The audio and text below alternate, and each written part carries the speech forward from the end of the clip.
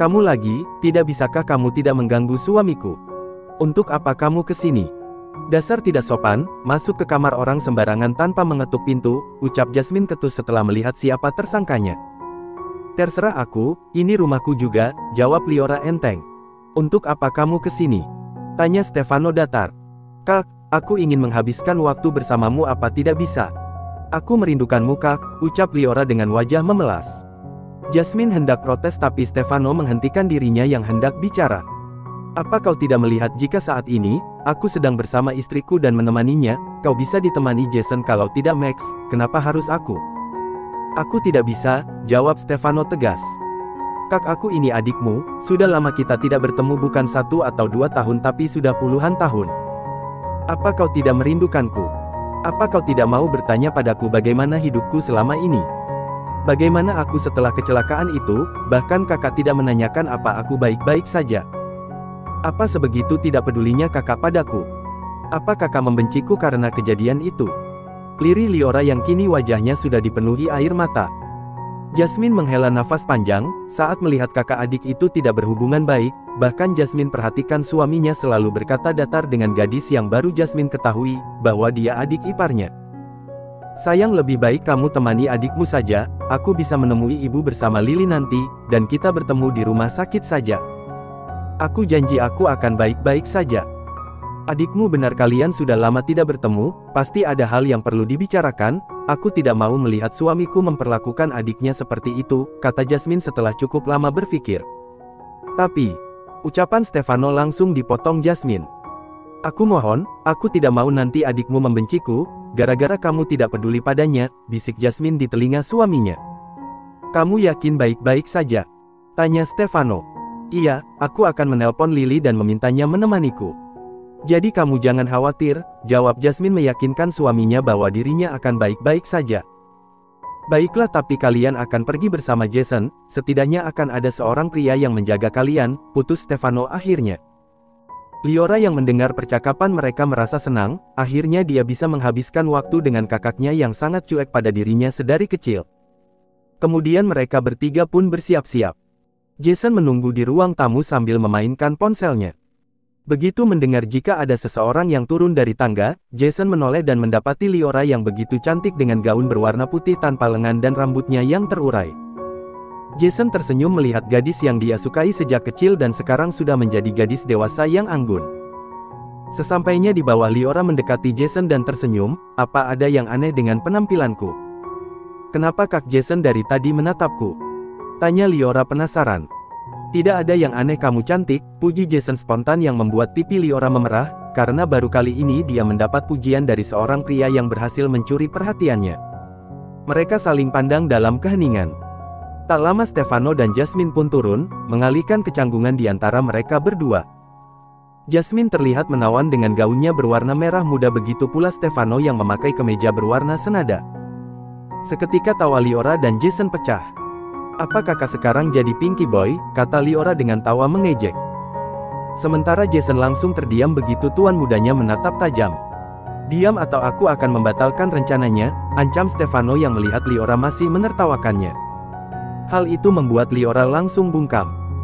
Lebih bagus seperti itu, kenapa tidak dilakukan sedari tadi? Ocehan maupun tawamu membuat telingaku sakit, kata Stefano kemudian berlalu keluar dengan menggandeng istrinya untuk menuju mobil yang diparkirkan tepat di depan rumah. Liora dan Jason kemudian mengikuti kedua pasangan suami istri itu. Sesampainya di mobil, para pria membukakan pintu mobil masing-masing untuk wanitanya. Mengucap kata itu membuat Jason senyum-senyum sendiri.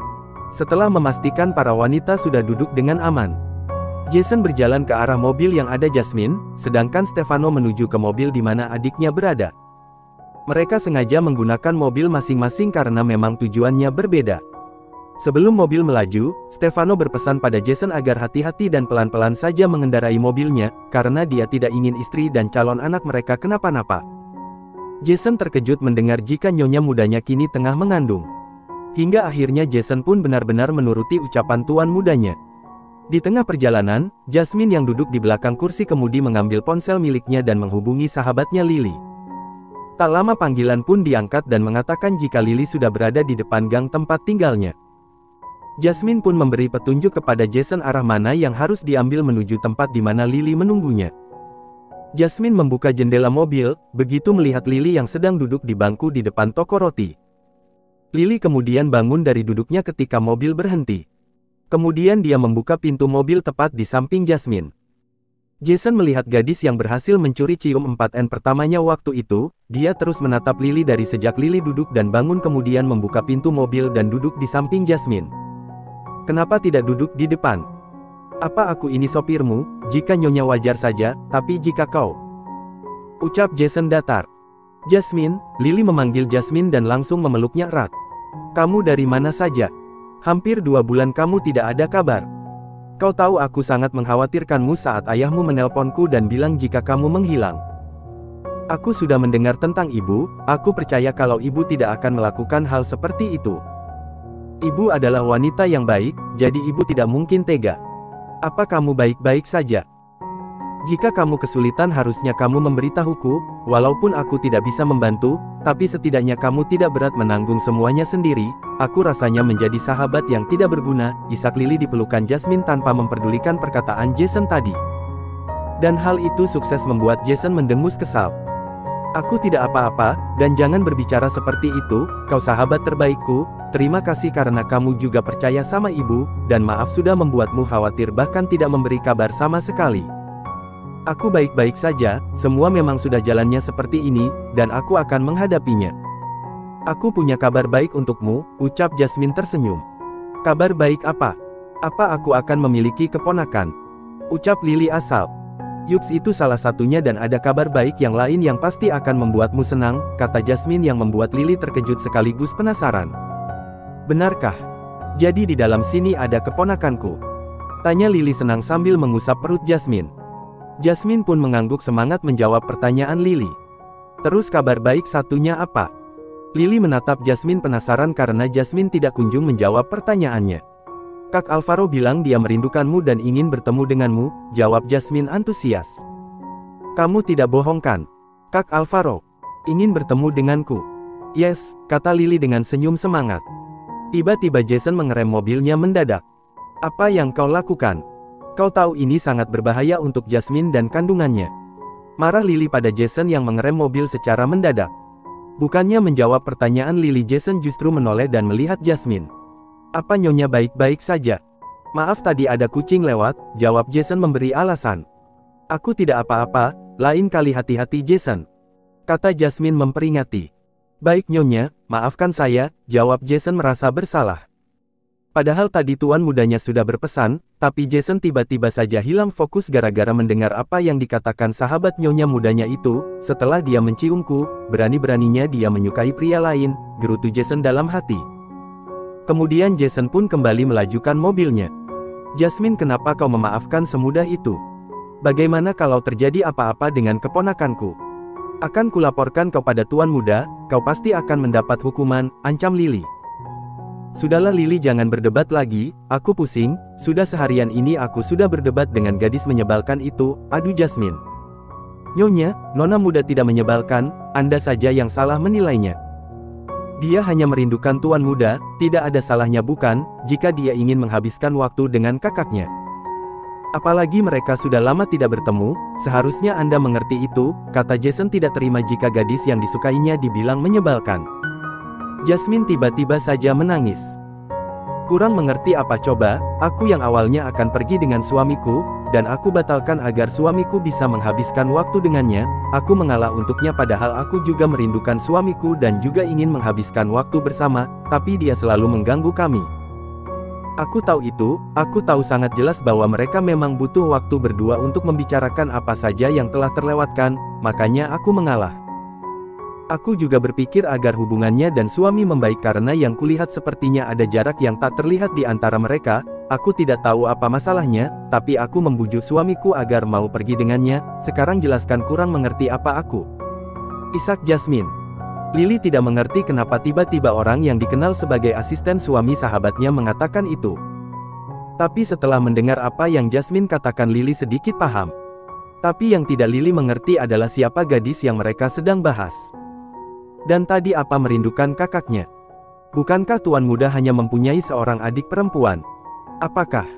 Lily hendak bertanya pada Jasmine tapi dia rasa ini bukan waktu yang tepat, sahabatnya ini sedang bersedih. Lily kemudian menarik Jasmine ke dalam pelukannya. Dan setelah cukup lama berpikir akhirnya Lily mengambil keputusan. Nyonya bukan seperti itu maksudku, aku hanya... Berhenti, Lily memotong ucapan Jason. Apa maksudmu? Kata Jason tajam. Hentikan mobilnya sekarang. Apa kau tidak mendengarku? Perintah Lily tegas. Akhirnya Jason pun menghentikan mobilnya. Buka pintunya. Apa yang kau lakukan? Kita belum sampai tempat tujuan. Kau tahu saat ini nyonya muda sedang mengandung dan jangan lupakan fakta itu dan tetap diamlah, aku akan mengantar sampai tempat tujuan. Buka aku ingin turun, kata Jasmine akhirnya. Tapi nyonya, lakukan atau ku pecat kau, ancam Jasmine. Jason pun akhirnya pasrah, membiarkan nyonya muda dan sahabatnya itu turun. Setelah turun, Lily mengajak Jasmine untuk diam di suatu tempat. Dan setelah mobil itu melewatinya, Lily menatap Jasmine, kau baik-baik saja. Maaf sepertinya kita tidak jadi ke tempat tujuan, lebih baik kita kembali ke rumah orang tuamu di sana lebih aman, kata Lily kemudian. Tapi, aku ingin menemui ibu, aku sangat merindukan ibu Lily. Bagaimana kalau ibu berpikir aku marah padanya karena tahu kenyataan waktu itu, lirih Jasmine.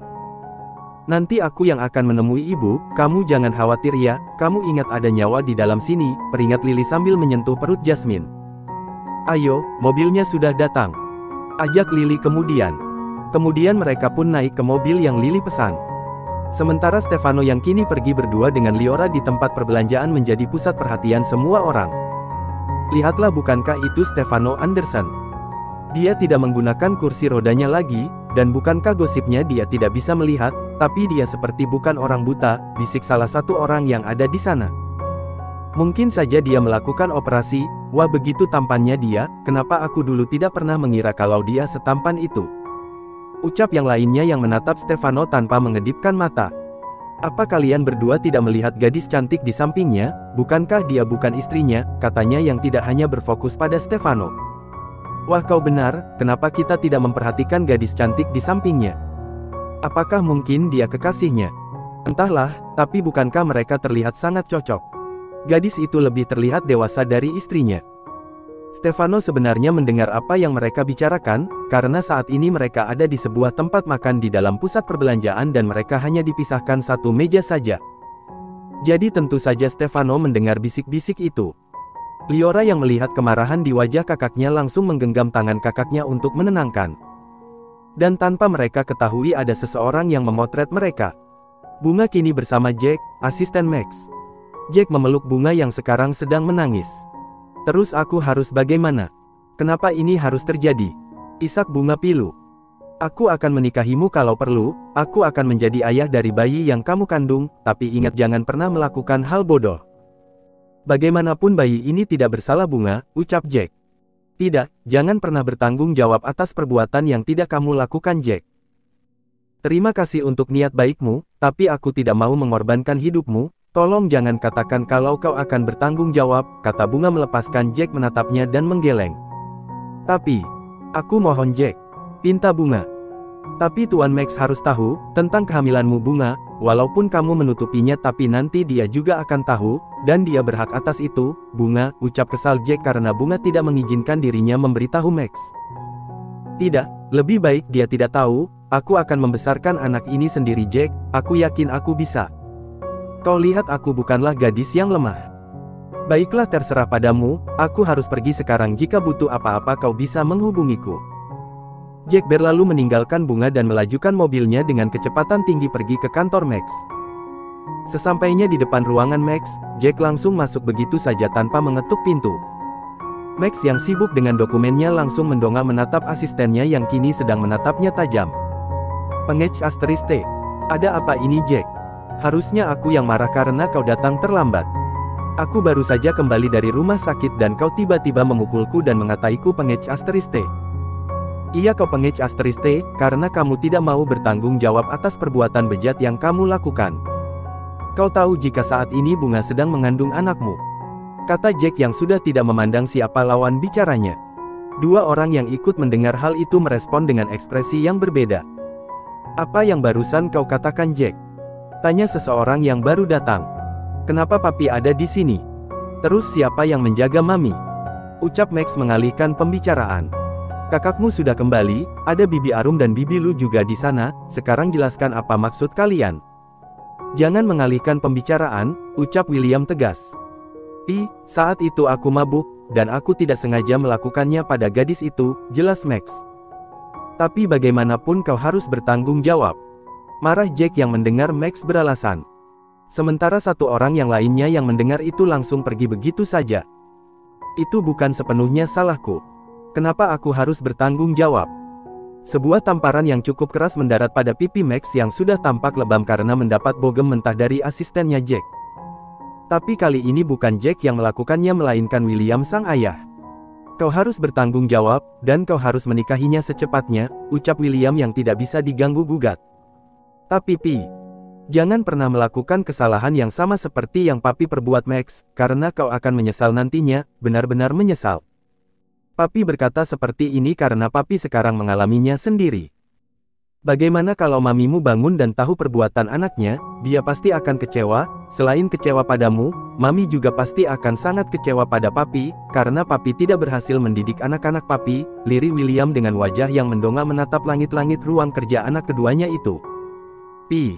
Papi mohon Max, jangan buat papi kembali merasa bersalah karena putra kebanggaan papi mengikuti jejak ayahnya yang buruk. Kamu tidak mau kan jika nanti mami sedih? Jika mamimu tidak sakit seperti sekarang, mami juga pasti akan melakukan hal yang sama, yaitu memintamu menikahi gadis itu, kata William menasehati.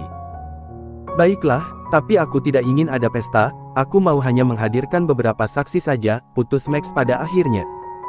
Terserah kepadamu, yang penting kamu bertanggung jawab, temui dan bicarakan padanya baik-baik, beritahu William kemudian meninggalkan tempat. Ini semua gara-gara kau, kata Max kepada Jack setelah kepergian ayahnya. Kemudian Max pun ikut berlalu pergi meninggalkan kantornya, dan memilih kembali ke rumah sakit di mana maminya berada. Sepanjang perjalanannya Max terus mengusap wajahnya kasar, kenapa ini harus terjadi? Bodoh kau Max, Max terus menyalahkan dirinya sendiri. Sesampainya di rumah sakit, terlihat Stefano yang sedang memarahi Jason. Max kemudian mendekat. Terus bagaimana dengan Jasmine sekarang? Aku sudah memperingatmu Jason, tapi kau tidak mendengarkanku. Apa karena Liora? Hanya karena Liora kau menyakiti istriku sedang hamil sekarang, tapi kau, marah Stefano mengusap wajahnya kasar, kemudian duduk di kursi tunggu, kedua telapak tangannya menutup wajahnya. Ada apa ini? Apa maksud yang tadi Kak Vano katakan? Jasmine, siapa dia? Terus sekarang di mana Olivia? Tanya Max beruntun. Kak, teriak Max karena Stefano tak kunjung menjawabnya, kemudian Max menatap Jason. Katakan apa yang terjadi. Jasmine adalah Nyonya Olivia, Tuan. Saat aku akan mengantarnya untuk menemui ibunya, aku tidak bermaksud untuk menyakiti perasaannya dengan kata yang aku ucapkan. Tapi tampaknya Nyonya langsung tersinggung dengan apa yang aku katakan, dan Nyonya memintaku untuk menghentikan mobilnya, lalu Nyonya turun dan pergi bersama temannya, jelas Jason menundukkan kepalanya. Bogem mentah mendarat di wajah Jason dari Max. Apa yang kau katakan? Olivia saat ini sangat sensitif, karena kehamilannya, kata Max mengacak rambutnya. Di mana kau menurunkan Olivia, bagaimana jika terjadi padanya? Tambah Max lagi. Kak, biar aku yang menjaga mami. Kau bisa mencari istrimu, pergilah. Dan segera temukan dia, aku takut terjadi apa-apa dengan keponakanku, kata Max kepada Stefano yang masih menutup seluruh wajahnya. Stefano menurunkan kedua telapak tangan dari wajahnya, dan langsung bangun dari duduknya. Terima kasih, aku akan mencari istriku, aku titipkan ibu padamu, kata Stefano yang diangguki Max. Kemudian Stefano pun bergegas pergi dan mencari istrinya segera, dia berharap istrinya baik-baik saja. Setelah kepergian Stefano, Max menatap Jason tajam. Jika terjadi sesuatu dengan Olivia, kau akan menanggung akibatnya, ancam Max. Tapi sebenarnya, mungkin hal ini lebih baik, aku tidak tahu apa yang akan terjadi jika tadi Nyonya dan sahabatnya masih di mobil. Mungkin saja yang terjadi akan lebih parah dari apa yang barusan terjadi, kata Jason dalam hati. Untuk apa kau masih di sini? Pergilah. Ada dirimu di sini hanya membuatku semakin merasa marah. Aku bisa menjaga mami sendiri. Setelah mengatakan itu kemudian Max duduk di bangku panjang dekat dengan tempat maminya mendapatkan perawatan. Max benar-benar pusing dengan kejadian demi kejadian yang terjadi hari ini. "Mom," panggil Jasper begitu memasuki rumahnya. Dan dilihatnya orang yang dipanggil sedang duduk di balkon sambil menikmati teh yang sepertinya baru disajikan, tercium aromanya yang menguar. "Mom," panggil Jasper lagi karena ibu mertuanya itu tidak menjawab panggilannya. "Katakan, jangan berbasa-basi," kata Eve to the point. Kemudian Jasper menunjukkan sesuatu yang ada di dalam ponselnya. Melihat itu Eve tertawa puas. "Bagus, lakukan segera. Dan kali ini jangan sampai gagal, hal itu membuat moodku kembali setelah mengalami kejadian yang membuatku marah," ucap Eve kemudian menyeruput tehnya yang masih panas, dapat dilihat dari asap yang keluar dari cangkir yang ibu mertuanya itu pegang. Berita utama, ternyata beginilah anak-anak dari seorang William Anderson, muncullah di TV, koran maupun majalah, foto Liora yang sedang menggenggam tangan Stefano. Di berita itu tertulis jika Stefano Anderson setelah bertransformasi menjadi pria tampan yang sempurna kini tampak menggandeng seorang wanita cantik, dan terlihat jelas jika wanita ini bukanlah istrinya. Apa ada hubungan spesial di antara mereka? Siapa gadis itu? Begitulah bunyi berita yang kini menjadi trending topik. Dan berita kedua juga hadir dari putra William Anderson yang lain, yaitu Maxime Anderson, seorang pria yang dikenal ramah dan baik hati, yang dikagumi banyak kaum hawa yang mengenalnya bahkan yang baru saja hanya melihatnya. Kini dikabarkan bahwa dia menghamili seorang gadis yang diketahui jika itu pelayannya, dan dia bahkan tidak mau bertanggung jawab pada perbuatannya. Dua berita itu muncul di mana-mana. Orang yang baru saja mendengar berita itu tampak terkejut, terutama pada sosok seorang Maxime Anderson, yang dikenal berhati baik, tapi berita itu membuat semua orang tahu betapa buruknya dia. Apa itu benar? Itu pasti berita bohong, tidak mungkin orang yang kita kenal sempurna melakukan hal seperti itu. Wah, berita ini begitu mengejutkanku. Begitulah yang orang-orang katakan. Keduanya sekarang menjadi topik utama di berbagai sosial media, surat kabar maupun ditayangkan di televisi.